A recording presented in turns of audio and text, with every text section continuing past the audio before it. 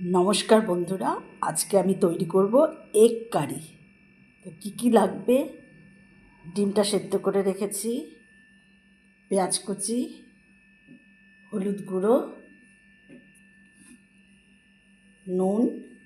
এখানে আমি পেঁয়াজ বাটা, আদা, রসুন, টমেটো একসাথে মিক্সিতে বেটে নিয়েছি। এখন আমি এই ডিমের মধ্যে কিছুটা পরিমাণ নুন আর কিছুটা হলুদ দিয়ে মেখে নেব।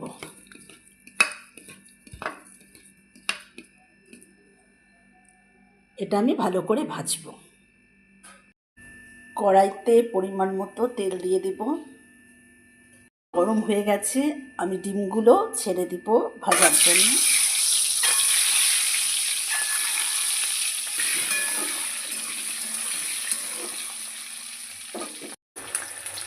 ডিমটা ভাজা হয়ে গেছে, এখন নামিয়ে নেব।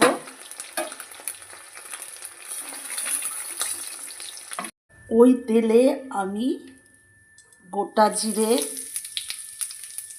তেজপাতা, গোটা গরম মশলা আর পেঁয়াজ কুচি ভালো করে নেড়ে চেড়ে দিই।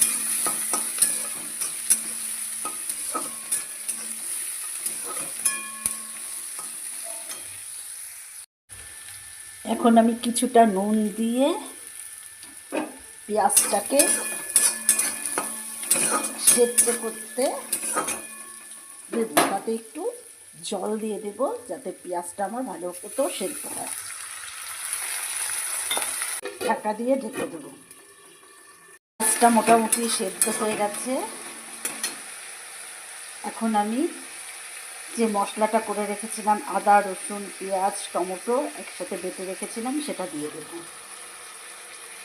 কিছুটা পরিমাণ হলুদ দেব, জিরের গুঁড়ো দেব।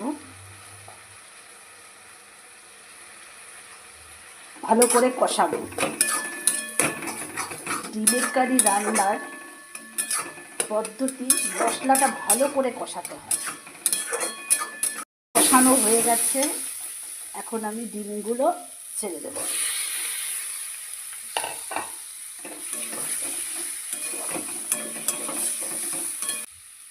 কিছুটা পরিমাণ জল দিয়ে দেব।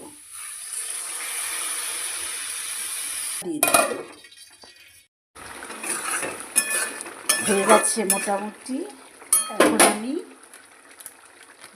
গরম মশলা গুঁড়ো দিয়ে